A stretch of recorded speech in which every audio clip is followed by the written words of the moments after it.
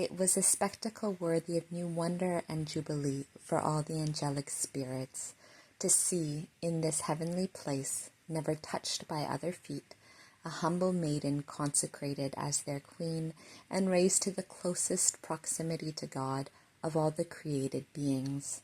To see that woman whom the world ignored and held in oblivious contempt, so highly esteemed and appreciated. To see our human nature in its first fruits receiving the pledge of superiority over the celestial choirs, and already assuming its place among them.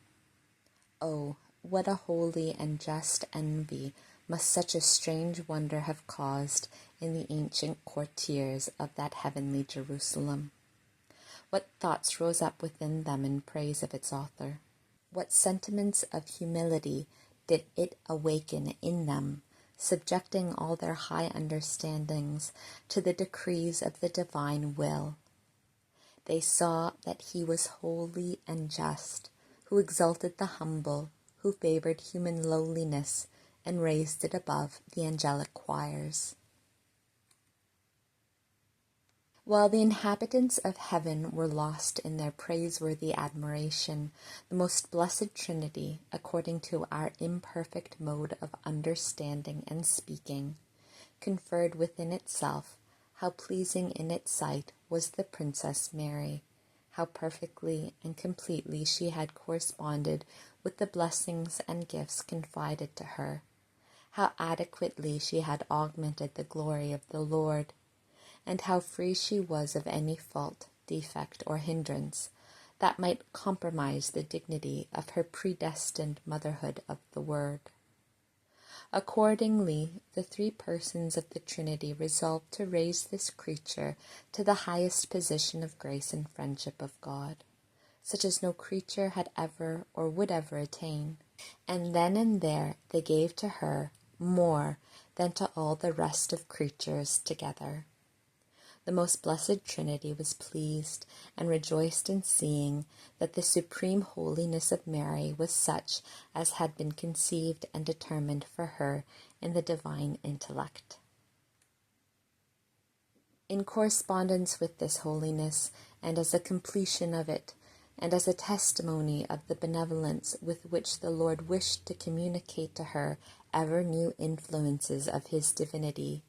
he ordained and commanded that most holy Mary be visibly clothed and adorned with mysterious vestments and jewels, which should symbolize the interior graces and privileges of a queen and of a heavenly spouse.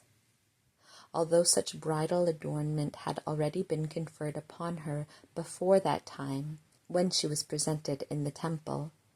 yet now this was done under new and wonderful conditions, for it was to serve as the immediate preparation for the miracle of the Incarnation.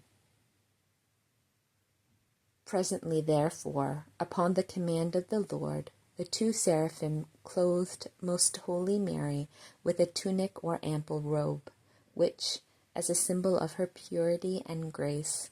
was so exquisitely white and resplendent that if one single ray of the light so profusely emitted by it would flash into the world, it would by itself give more refulgence than all the stars combined, even if they were all suns.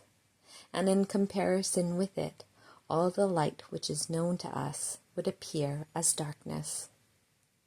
While the seraphim vested her, the Most High gave her profound understanding of the obligation entailed thereby, namely, that she must make a befitting return to His Majesty,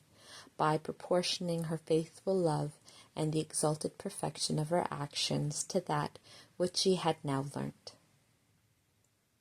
Nevertheless, the purpose for which the Lord intended these blessings, that is, His incarnation through her, continued to be hidden to her mind.